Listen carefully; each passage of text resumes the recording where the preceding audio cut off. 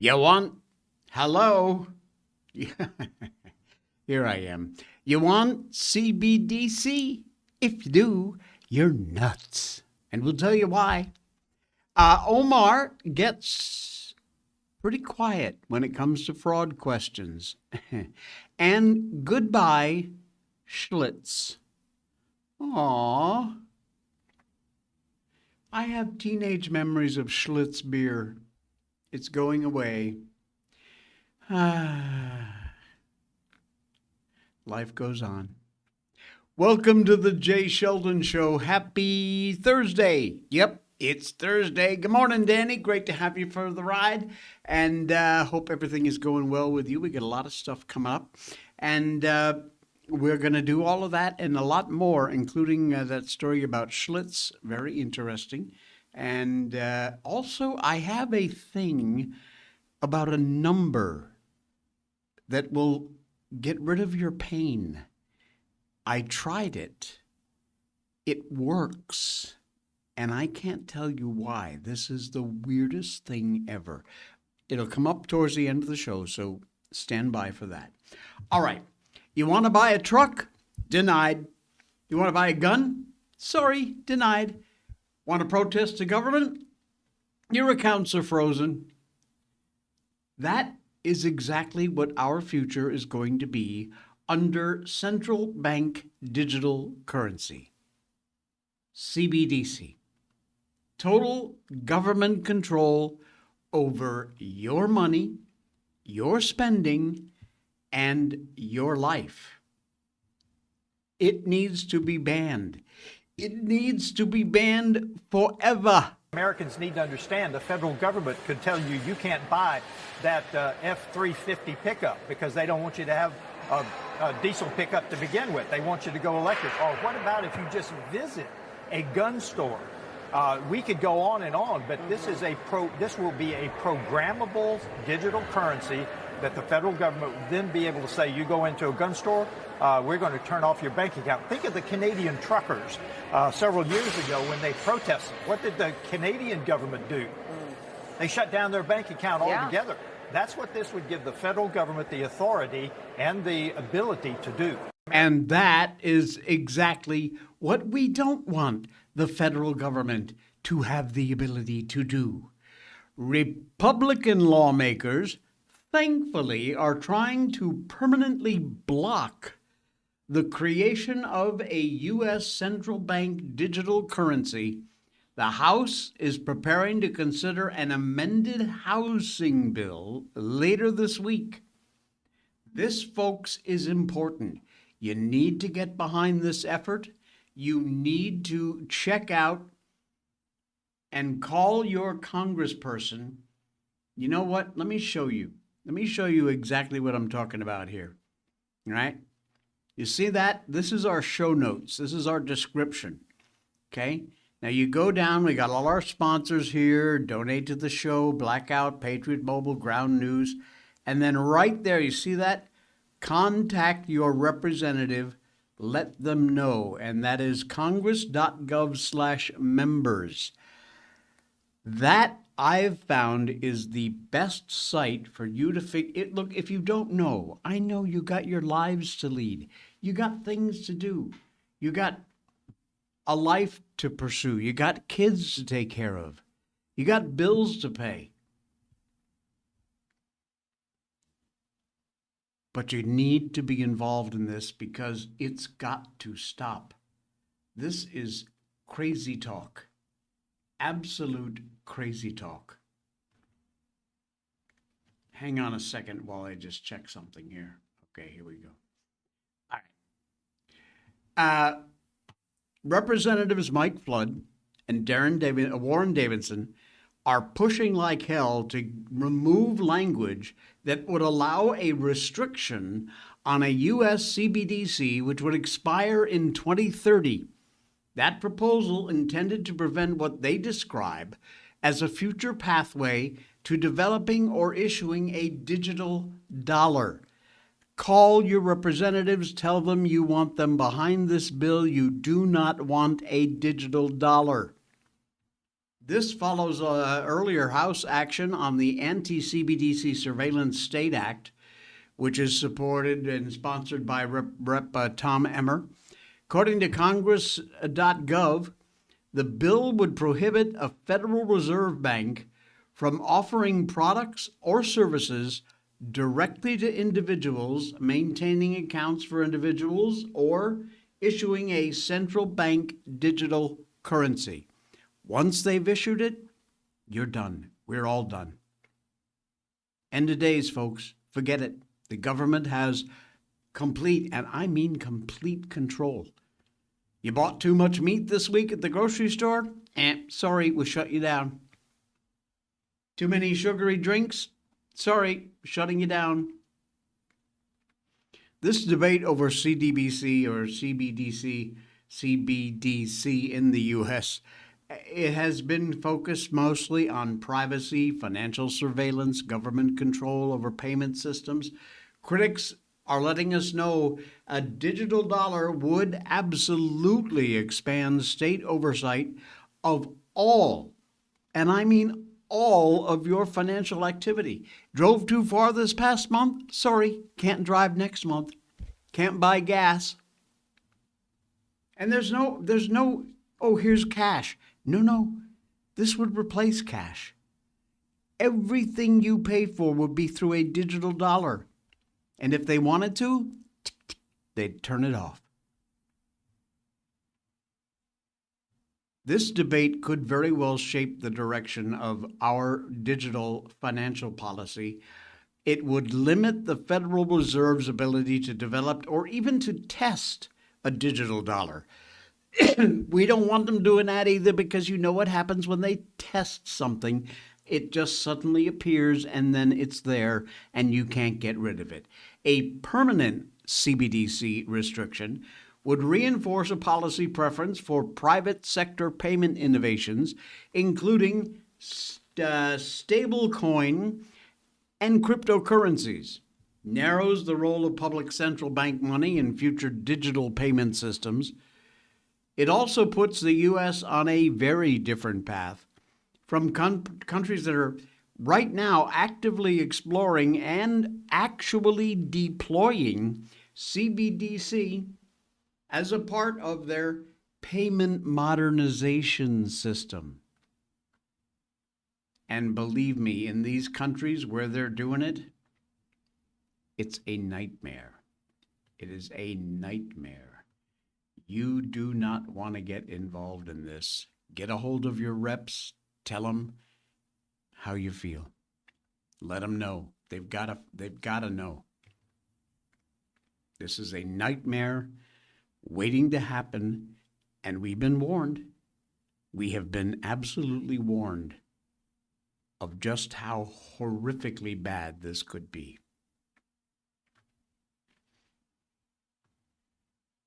What happened? I had a great story about this Korean influencer. Boston T84, what happened to you? Hang on a second. I got to do a quick search here. See if something went wrong.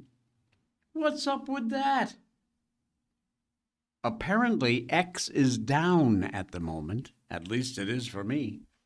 Folders are not working. Something went wrong. Try reloading. Wow. Seriously. My goodness.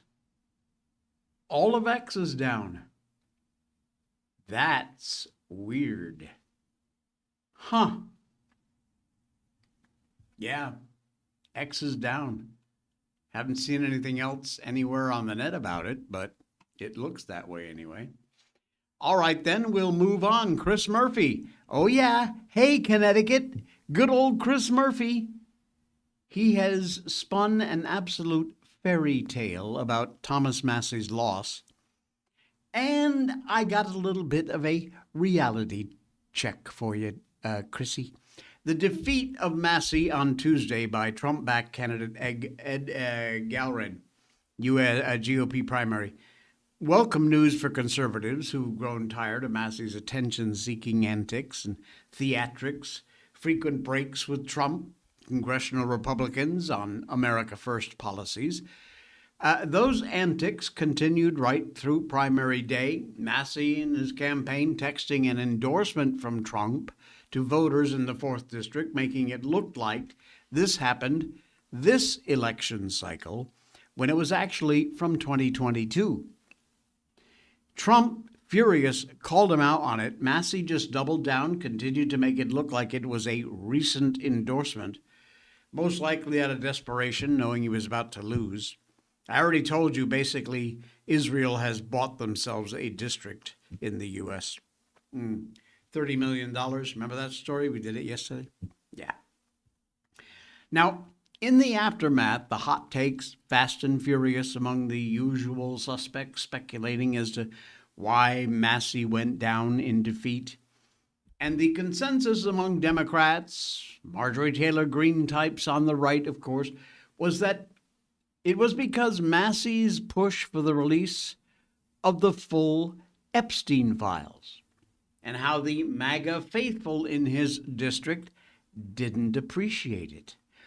Well, among the many people who pushed this theory was the absolute dyed-in-the-wool moron Senator Chris Murphy, a Democrat from Connecticut, embarrassingly my home state. So he posts on X, "So there you have it. If you lead a campaign against powerful pedophiles, you get drummed out of the Republican Party." Now, the problem with this hot take is that it simply ignores the timeline of Massey's sudden rush of concern about whether the full files would even be released at all. It all started after the Trump admin had made it very clear they hoped this would be Massey's last term in Congress.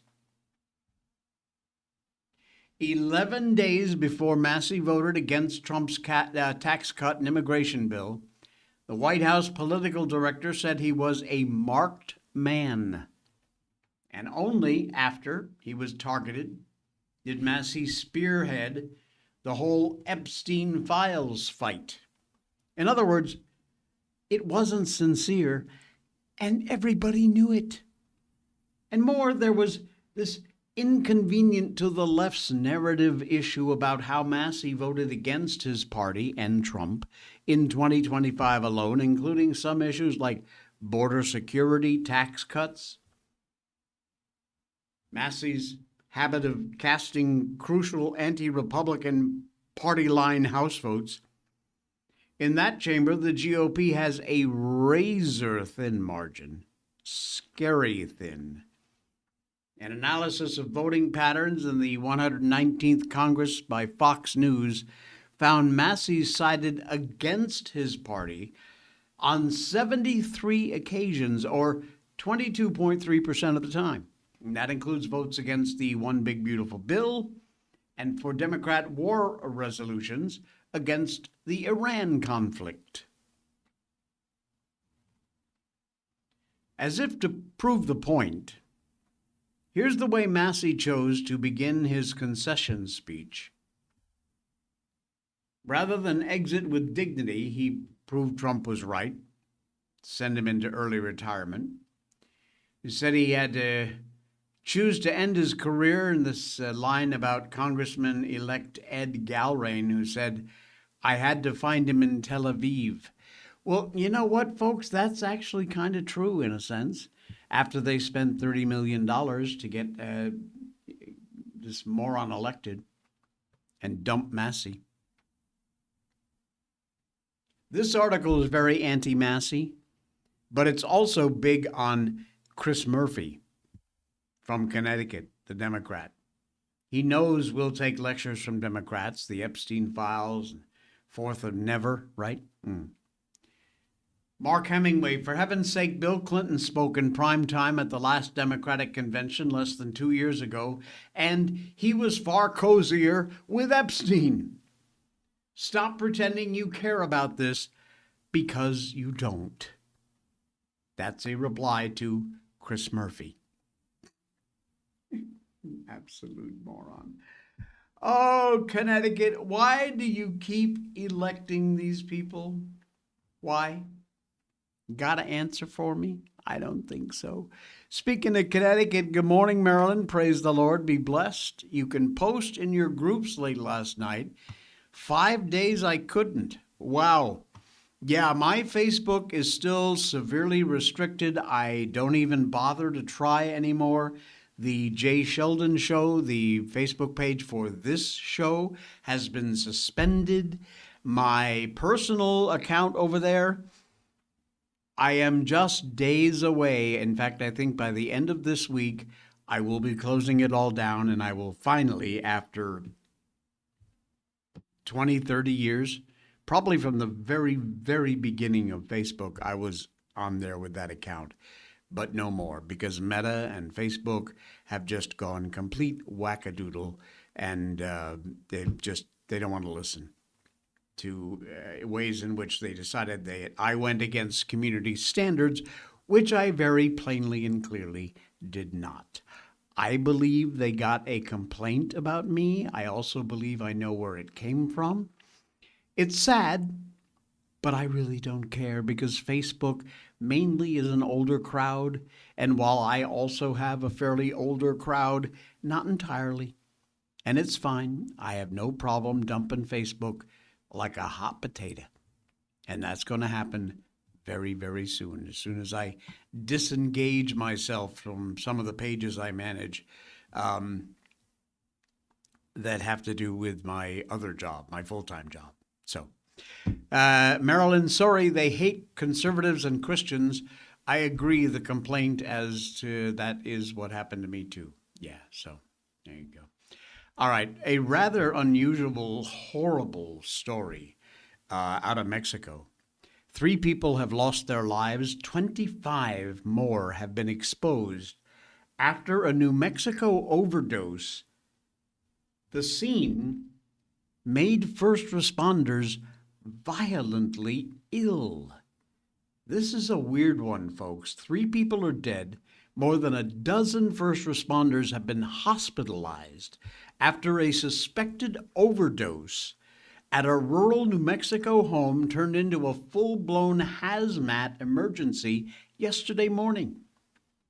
The call came in about 8 in the morning local time for a possible overdose involving an unknown substance at a home in Hanlon Avenue and Pinion Street in New Mexico. First responders found one person dead outside the house, one dead inside, and 2 others who needed resuscitation. One of those 2 later passed away. This surviving person from the residence taken to the University of New Mexico Hospital, where first responders were also evacuated after reporting symptoms including nausea, vomiting, dizziness, and headaches, all from some contact with some substance at this scene. New Mexico State Police say the first responders were exposed to the substance during the response. Albuquerque Fire Rescue hazmat teams have been called in to identify it. As of this report, investigators say they believe the substance may be transmitted through contact and don't believe it was airborne. Said they don't think there's a threat to the public. Officials asked people, though, to avoid that area while investigators continue to work the scene. Now, that toll climbed through the day. 25 people, according to the state police, were exposed, 3 fatally by last night. 18 discharged from the University of Mexico Hospital, 1 being discharged, 3 remain admitted. Mountain Air EMS Chief Josh Lewis, the first to enter the residence, he was hospitalized overnight for observation. 2 other first responders listed in serious condition, according to the state police. Mountain Air Mayor Peter Nito said carbon monoxide and natural gas have been ruled out as causes. And as of right now, they still don't know what caused all of this mayhem. They said drugs, very likely a factor. No substance yet has been identified. And law enforcement from various different agencies are all taking a look at what might possibly have caused this to happen, and they still don't know. 3 bodies placed on gurneys, loaded into a white van, and driven away as investigators continued to work. This is a weird one. We will keep an eye on it. If there are updates, we will certainly tell you about it. Very scary. All righty. Where's my favorite coffee? Here it is. Hey, folks. You want yourself a deal on a coffee that'll kick you right in the ass and wake you up, but it is full-flavored and never, ever bitter? Strong coffee taste, but never bitter? You check out these guys. Blackout Coffee. They've been a sponsor on this show for a long time now. Lots of my viewers have taken advantage, and listeners, and gone out and checked it out. And indeed, they've become regular customers. Look at this. I told you, Blackout always has specials. There you go. Memorial Day event, limited time, 20% off site-wide, 25% off $100 plus orders. Honor the day, fuel the mission. Blackout Coffee, they do cocos, they do teas, they do flavored coffees. Look at this. All of these great, look at the prices, $14.50. These are for, and by the way, not just roasted beans. You can also choose to get your coffee ground. See that? Whole beans and ground. There you go. Now, if you want to sign up for a subscription, that's a brilliant idea. Every 30 or 60 days or 90 days, 1 pack, 2 packs, 3 packs. Shipping is always free when you have a subscription, which is a great idea. You can skip anytime. You can cancel whenever you want. And this is just the best coffee on the planet. Excuse me. No, I'm not allergic to Blackout Coffee. This is what's hot at Blackout. They do pods, they do ground, they do beans, and all those great flavored coffees too. Absolutely phenomenal. Double dark chocolate, look at that. Morning Reaper, my favorite pitch black espresso. Of course, Blackout also supports our troops. For every bag you buy, they send coffee to our troops. There is an example of exactly that on your screen now. Fueling those who serve. Every Friday, Blackout Coffee ships fresh coffee care packages to our deployed troops worldwide. Fantastic. Look at that. They've always got deals. And if you're going to go over there and buy a single bag and give them a try, as I suggest, find your favorite roast, and then either whole beans or ground, you use the code J20. That'll get you 20% off your first order. Use that link down there in our description. Right down there, you just pull down that drop-down menu when it says See More. And there's the link for Blackout Coffee. Check it out. Give it a try. You'll be back for more. I just know it because this coffee is just that good. Thanks, Blackout. Thanks, John and the gang over there. All right. Isn't it funny just how quiet our little friend Ilhan Omar gets when the fraud questions start? Oh, yeah. She's always got a lot to say, but not when it comes to the questions about fraud. She clams up tighter than a clam, which is kind of where that expression came from. It seems like the fastest way to silence a corrupt politician is to start asking them questions about their corrupt activities. Case in point, Minnesota Democrat Squad Representative Ilhan Omar, who is increasingly suspected of not only knowing about the fraud, but possibly having direct ties to the massive fraud being conducted in her state. It's still going on to this day in her district. Omar, notoriously vocal about this, that, and everything. As long as there's a microphone and a camera, she will find it. except this topic. And suddenly she goes very silent indeed. Funny that, Ilhan Omar refused to engage when asked by Fox News if she would cooperate with the investigation into Minnesota's Feeding Our Future scheme. This progressive lawmaker, and that's being far nicer than I should be, is accused of having ties to those involved in this scandal that federal prosecutors say cost you and me taxpayers $250 million. When asked about her connections, Omar got nothing to say. Did you ask Minnesota Democrats to block the subpoena for the investigations of Feeding Our Future on the state level? Omar was asked when confronted in the halls of Congress. Her response? Silence. Not a word. And then a second question. Would you cooperate with that subpoena and provide documents if they requested here in the House Oversight Committee? Now, okay, that's kind of a gotcha question. Politicians often will not answer that. But in this case, there is a lot of smoke for there not to be a fire in there somewhere. A lot of smoke. And here's the zinger.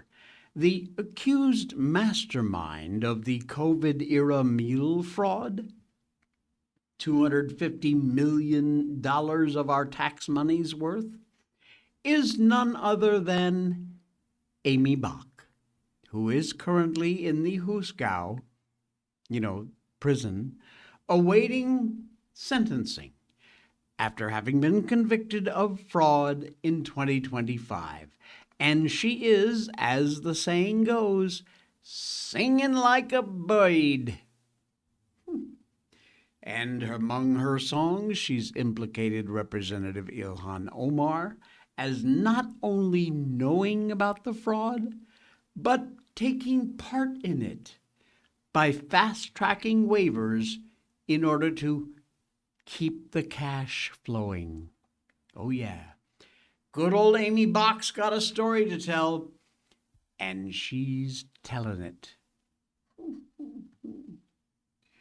Wouldn't be surprised to maybe see her unalive herself soon. God hope not. But, it's Washington, and that's how things are done there, which is horrific. Great question. And I'm surprised up until now no one else has asked it.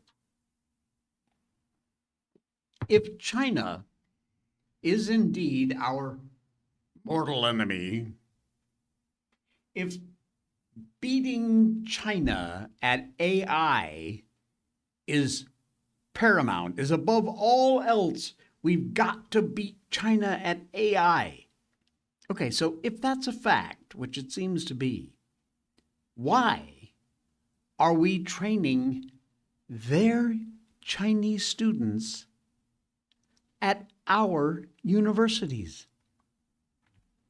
Good question, huh? Well, under Trump's position, America is training its chief adversaries, rising intellectuals, to help the CCP outflank us in AI development. President Trump has very regularly maintained that America is winning the AI race as a national security imperative, and it must do whatever it takes to beat Red China in the competition for AI dominance. We're beating China by a lot in AI because I allow these plants to be built, Trump said of his efforts to help big tech firms power their resource-sucking data centers with their own plants. These companies build their own electric units now, and they don't use the grids at all. Otherwise, we wouldn't be able to compete. It's important that we win. Really? Well, for all the president's intent on winning the AI race, whatever that looks like, it underscores a huge contradiction in his stated policy agenda. one that very significantly undermines his whole position that we've got to do whatever it takes to beat China. At the same time, Trump is casting Beijing as America's main adversary in the AI race. He is advocating for hundreds of thousands of Chinese students access to American universities, which are training the next generation on AI. Hello, McFly. AI, computing, other technologies, his admin says is critical to the U.S. national security interests, and yet he's encouraging literally hundreds of thousands of Chinese nationals to come on over here and attend our university and learn all about it. Just last week, President reaffirmed his long-standing support for permitting Chinese nationals to study at American colleges, told Fox News to revoke such a policy would be an insult to the Chinese Communist Party, and he expressed concerns that lower colleges would die all over the place if America cut off Chinese students from its university system. You gotta pick which side of the butter, the toast, the butter goes on. You can't have it both ways.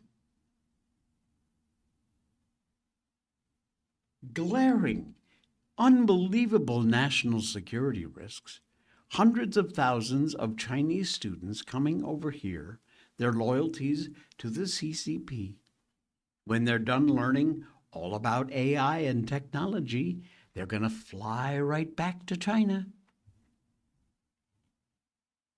I'm sorry. Does that make any sense to you at all? I don't think so. Don't know, but it really is a question that needs to be answered. Wow. Can we check again and see if X is going to come back up? No, it's still down. Oh my goodness. Wow. Okay. That's scary. How about this one? Speaking of scary, look, this report is in Spanish, but it's a weird one. A sports journalist was doing a live TV report, and he got carjacked at gunpoint. Not kidding. Mexican sports journalist carjacked at gunpoint while on live television Tuesday of this week. Fernando Vargas doing an interview on blah, blah, blah, Deportivo, a Mexican sports station, Activo Deportes, from his car that was apparently parked at a gas station, when suddenly a man abruptly opens the driver's door and he gets carjacked. Hang on a quick second, I will show you. Take a look, watch the guy on the right, who obviously is sitting in his car. This is a live report. Watch what happens. It's in Spanish, but you don't need to understand the words. Te habla de que es un fenómeno. Te comentaba los 11 anillos de este jugador. Tranquilo. Váyanse todos de una vez. Se llame rápido. Llave teléfonos y carteras rápido. No puede ser. Bájense, por favor. Bájense, por favor. El teléfono y déjame, ¿no? El teléfono. Pónganse el reloj, todo. Estamos. No puede ser. What? Are you kidding me? Unbelievable. The broadcaster picked up the robber chambering around in the weapon. You could hear that tick. And then demands that Vargas hand over all of his items. The keys, quick, keys, phones, wallet, quick, the man says in Spanish.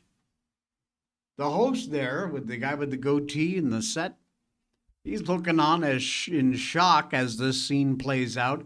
Vargas grabbed a bunch of items, including his phone, stepped out of the car, It was not clear if the carjacker was aware that his victim was on live TV at the time, streaming the whole event. You could see Vargas getting out of the car before that stream went dark. You could still hear voices in the background. The sports journalist told the robber, "Calm down, calm down." The reporter escaped without any injuries. Martinez took to Instagram, told viewers of the journalist's status. Says, thankfully he's safe, but very scared. You think? If anyone recognizes the guy in the video, please help us report him to the authorities. This happened in Morelos. The thief reportedly made off with Vegas's wallet and phone, along with the car and a whole bunch of other personal belongings. What the hell? Live on TV, no less. Man, a shove-its. Unbelievable. When I think back to my late teenage years, growing up in West Cornwall, Connecticut. Cornwall's a very small town. When I was growing up there, our population was about maybe 1,300 people, 1,300. Very, very, very rural small town. Everybody knew everybody. We didn't lock our doors. And one of the things we used to do was to hang out near the covered bridge. Yeah, we had that iconic covered bridge in West Cornwall. And we would sit on the wall on the edge. We would pick ourselves up a 6-pack of Miller bottles. I know currently it's called rat piss, but at the time, in the 70s, it was our favorite beer. Now, Miller's still around. You can still get it in bottles. It still tastes like crap, but it's still around. One of the other beers that goes back even before my father and my grandfather's time was Schlitz. Even if you don't drink, the chances are you have heard of Schlitz beer. Well, sad news, folks. The iconic American beer brand is fizzling out. It has been around for over 200 years. Yeah. One of America's most dominant beer brands, Schlitz, being discontinued after more than 175 years. Wow.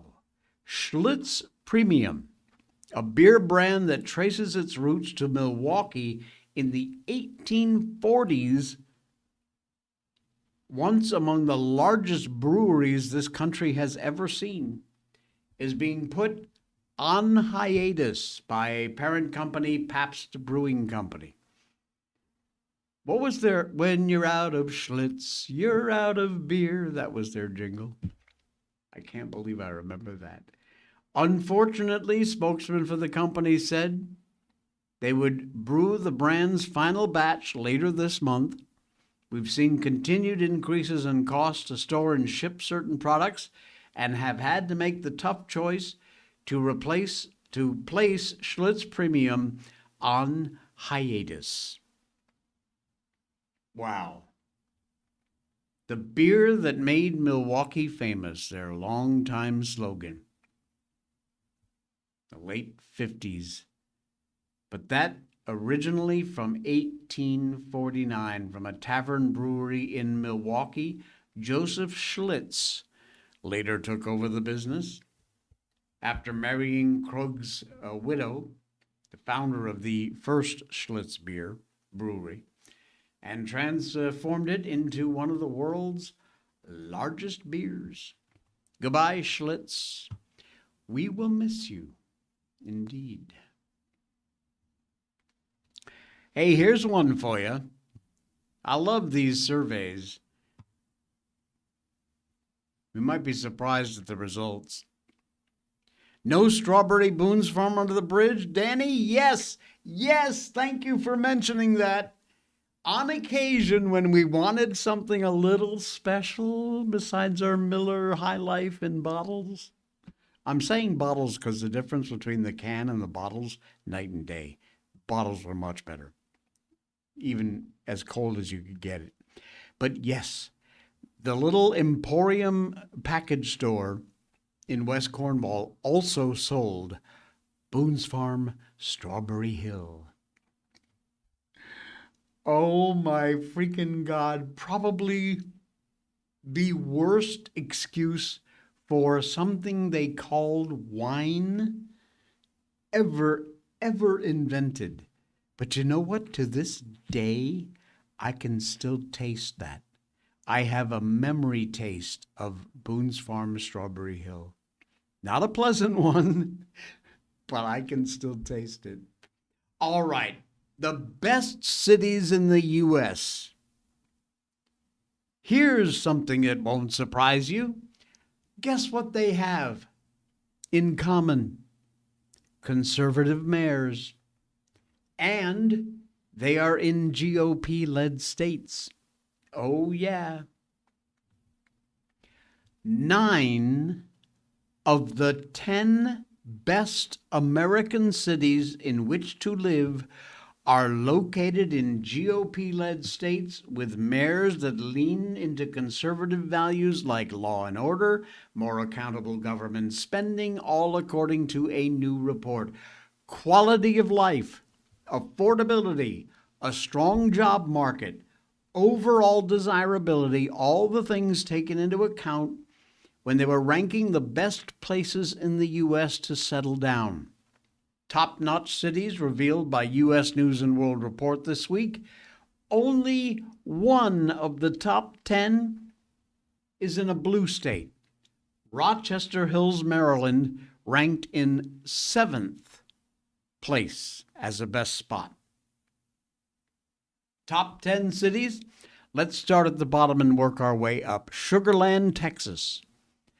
Frisco, Texas. Leander, Texas.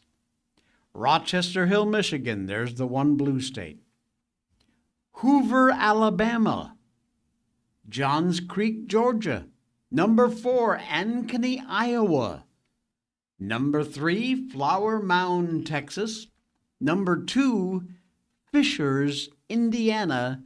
And the number 1 best place to live, Carmel, Indiana. How about that? Nearly all of those cities have populations under 115,000 people, all boasting median monthly rents less than $2,000 a month, earning a number 1 rank from the U.S. World Report, an incredible honor that reflects the dedication of the residences and the business leaders and the city team. That coming from Carmel, Indiana Mayor Sue Finkham, said in a statement. How about that? Our focus, she says, has always been on cultivating a safe, innovation-minded, and vibrant community to build for big dreams.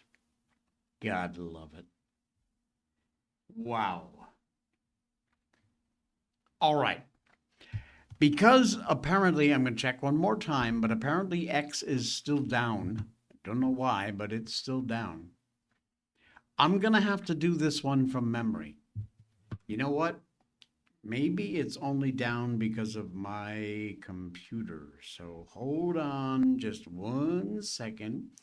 Let me try calling X up, because I really do want to read this. It's pretty cool.